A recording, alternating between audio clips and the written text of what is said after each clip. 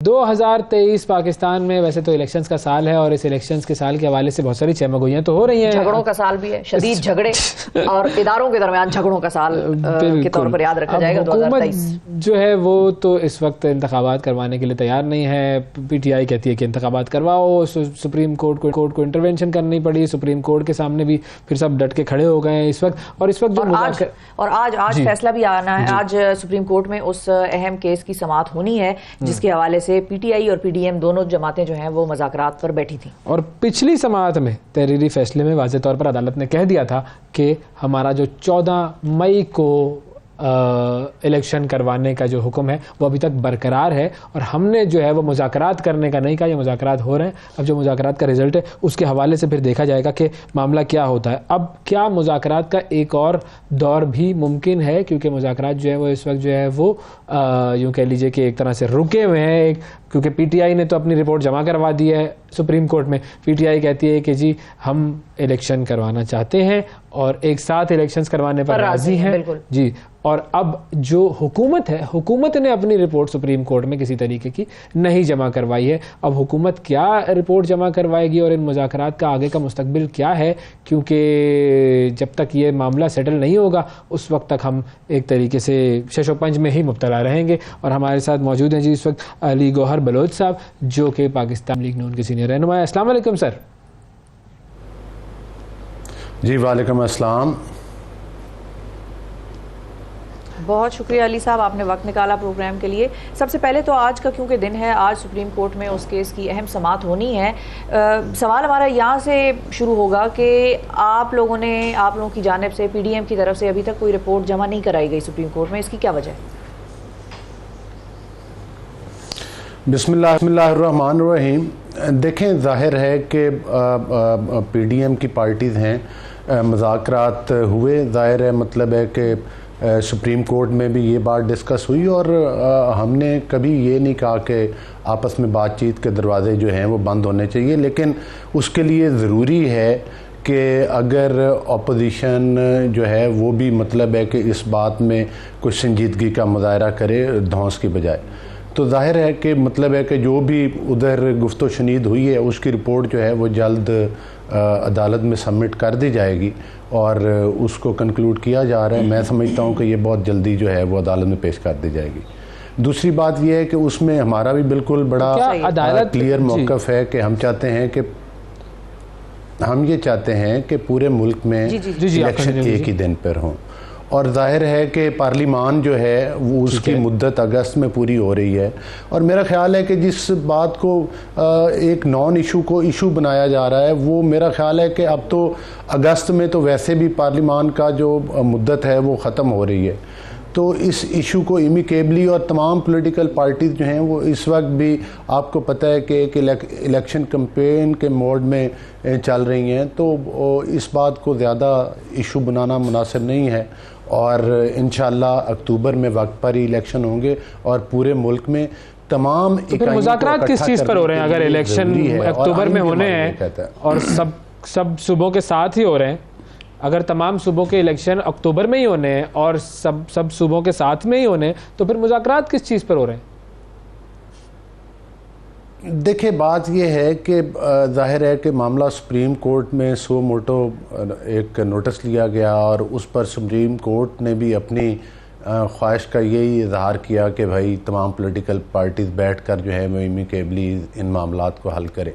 तो जाहिर है कि हमने भी जो है अपोजिशन को यही समझाया है कि आप जो अलग इलेक्शन चाहते हैं, अगर चाहते हैं कि सूबों में भी हो जाएंगे, तो एक तो हमें इसमें आइन में दुश्वारी है। दूसरी बात यह है कि इसमें वसाइल भी पाकिस्तान के ज़्यादा खर्च होंगे। तीसरी बात यह है कि आइन हमें यह भी कहता है कि निगरान हुकूमतें हों और उनके ज़ेरे निगरानी इलेक्शंस हों। तो ये काफ़ी चीज़ें थी जिस पर उनको कन्विंस करने की कोशिश की है।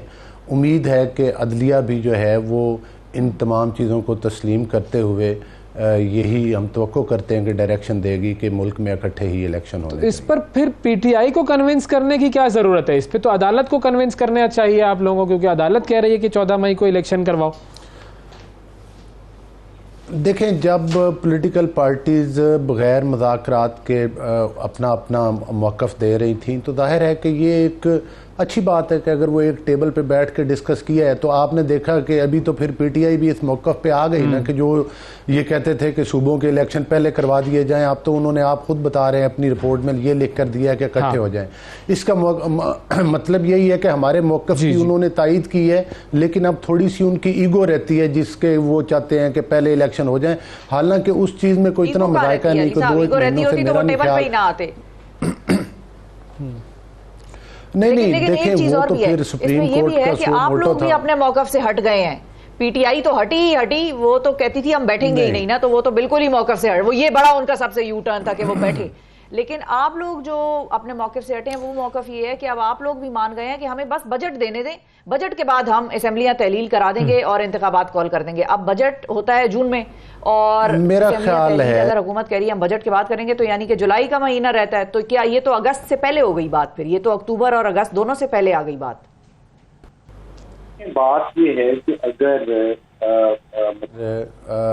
मतलब है कि जो इस थोड़े मुद्दत के लिए एक इशू बनाया जा रहा है, तो जाहिर है कि अगर हुकूमत ने एक मौक़िफ़ दिया है तो हो सकता है कि हुकूमत भी उसमें फ्लेक्सिबिलिटी लाएगी। अब पीटीआई को भी चाहिए कि इस रट को छोड़ दे, तो जाहिर है बजट तो पेश हो गई और जो हमारा टाइम है वो तो अक्टूबर तक का ही है। तो जाहिर है कि उसमें हो सकता है कि हुकूमत इस पर गौर करके बजट के बाद कुछ थोड़ा बहुत जो है मतलब है कि उसमें कोई टाइम फ्रेम में कोई तब्दीली कर दे। लेकिन इसका फैसला अकेला नून लीग ने तो नहीं करना ना, पीडीएम में तमाम पॉलिटिकल पार्टीज जो शामिल हैं उनकी लीडरशिप के साथ बातचीत करके करना है। कि मतलब है कि एक पार्टी ने फैसला करना हो तो और बात होती है, जब तमाम पॉलिटिकल पार्टीज को साथ लेकर चलना है, इसमें चारों सूबों की पॉलिटिकल पार्टीज शामिल हैं, तो ये फिर मुशावरत के साथ ही मामला चलते हैं। और दूसरी बात ये है कि इस वक्त इशू ये नहीं है, इशू ये है कि मुल्क में जो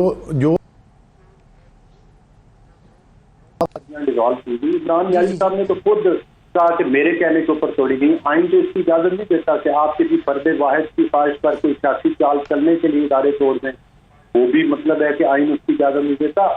हमें आइन नहीं देता, हमें आइन में एक मुद्दत तो नज़र आती है, लेकिन जो चीज़ें बाकी आइन में शामिल हैं वो उनको नज़र नहीं आती। असल इशू ये है कि जिसमें निगरान हुकूमतें हों, जिसमें तमाम पॉलिटिकल पार्टीज़ के लिए लेवल प्लेइंग फील्ड हो, जिसमें के मतलब है कि, और दूसरी बात यह है कि जो ये सुओ मोटो था उसमें भी आपको पता है कि उसमें भी हमारे सिर्फ पॉलिटिकल पार्टीज़ में नहीं, सुप्रीम कोर्ट के अंदर भी जो 4 जजेज़ ने अपनी मतलब फैसले में लिखा वो भी पूरे पाकिस्तान के सामने है कि उन्होंने इत्तफाक नहीं किया। उन्होंने कहा कि की एप्लीकेशन तो एंटरटेन भी नहीं हो सकती कानूनी लिहाज के साथ।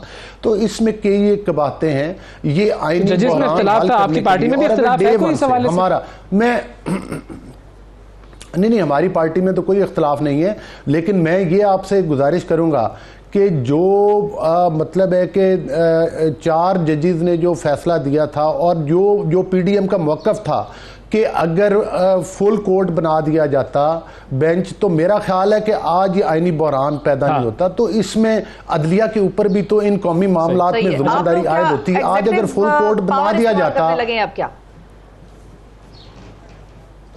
नहीं एग्जेक्टिव पावर की बात नहीं हो रही, डिसीजन से एक जज मुकर्रर हो सकता है तो वो उसकी मुकर्ररी खत्म भी हो सकती है। तो क्या इस तरफ जा रहे हैं आप लोग, मतलब जाएंगे शहबाज शरीफ साहब अपने ऊपर ये तारीख लिखवाएंगे? देखिए मामलात पाकिस्तान को हटा दिया, एग्जेक्टिव साइन, बड़ा बोल्ड मूव होगा।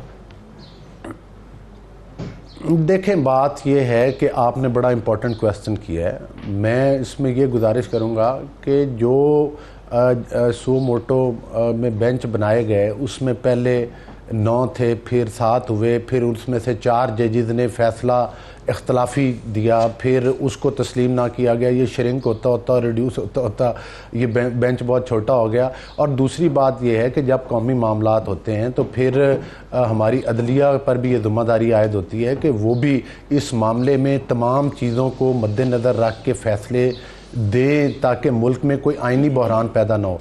पार्लिमान की डोमेन में एक कानून साजी, पार्लिमान का काम कानून साजी करना है। नहीं वो ठीक है, आप उनको हटाने का सोच रहे हैं या नहीं? बनाने उसके ऊपर एक स्टे ऑर्डर दे दिया गया। जी क्या फरमाया आपने?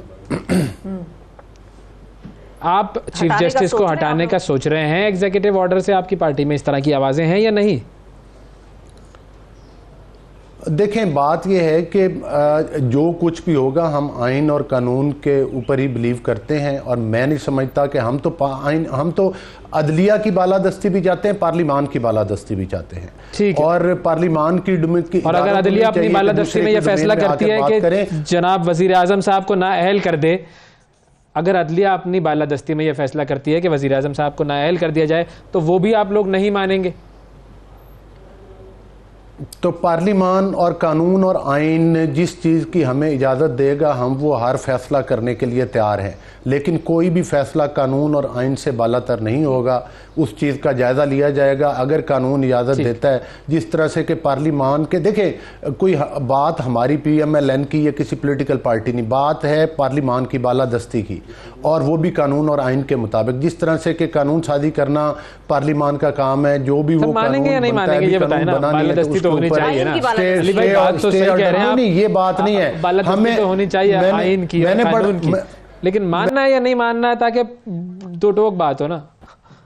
फैसला आने पे मुनसर करता है, और उसके बाद हमें कानून और आइन जिस चीज की इजाजत देता है उस पर डिपेंड करता है। उस पर डिपेंड करता है। अगर हमें कानून और आइन इजाजत देगा तो हम डेफिनेटली हर वो फैसला करेंगे जो पार्लियामान की बालादस्ती के लिए और पाकिस्तान के आइन की बालादस्ती के लिए सपोर्टिव होगा, तो हम वही डिसीजन लेंगे। हम कानून और आइन से बाहर जाकर कोई फैसला नहीं करेंगे। लेकिन यहाँ पर लेकिन मैं आपको एक बात बताता जाऊँ, जो इस वक्त मुल्क में आइनी बहरान पैदा हुआ है, उसके जिम्मेदारान वो हमारे मुहतरम जजेस भी हैं जो इस वक्त बेंच में बैठे हुए हैं, और वो पॉलिटिकल पार्टी भी है जो मुल्क में सियासी इंतशार फैलाना चाहती है। सर, इलेक्शन कमीशन अगर इनकार ना करता और इलेक्शन करा देता, तो फिर ये चीफ जस्टिस को कोई जरूरत नहीं थी कि वो दरमियान में आते सियासतदानों के झगड़े के। इलेक्शन क्यों का, इलेक्शन कमीशन एक आजाद इदारा है। इलेक्शन करवाना, इलेक्शन नहीं, इलेक्शन करवाना, इलेक्शन की डेट देना, ये इलेक्शन कमीशन का काम है। यही तो मैं कहता हूं, अगर ये सारे काम सुप्रीम कोर्ट नहीं करने हैं कि इलेक्शन की डेट भी उन्होंने देनी है, पार्लिमान की कानून साजी भी उन्होंने रोकनी है, तो फिर बाकी तमाम इदारे बंद कर देते हैं। फिर हमें चाहिए कि चीफ जस्टिस साहब को प्राइम मिनिस्टर के भी इख्तियारात दे दिए जाएं, चीफ इलेक्शन कमिश्नर के भी दे दिए जाएं, फिर बाकी तमाम चीज़ों के अखराजात भी बच जाएंगे, और आइन में तरमीम कर दी जाए कि जो चीफ जस्टिस होगा वही एग्जेक्टिव चीफ भी होगा, वही प्राइम मिनिस्टर भी होंगे, वो तमाम वही चीफ इलेक्शन कमिश्नर भी होंगे। तो यहाँ पर अफराद की इदारों की बका का मसला है, लिहाजा यहाँ पर हमें आइन और कानून के मुताबिक स्टैंड लेना पड़ेगा। बहुत शुक्रिया, और हम ले रहे हैं और ले चुके हैं। बिल्कुल ठीक है जी। अली गौहर बलोच साहब हमारे साथ मौजूद थे जी, PMLN के रहनुमा, और बड़ी अहम बात उन्होंने, सबको अपना अपना काम करना चाहिए। Thank you ji, thank you.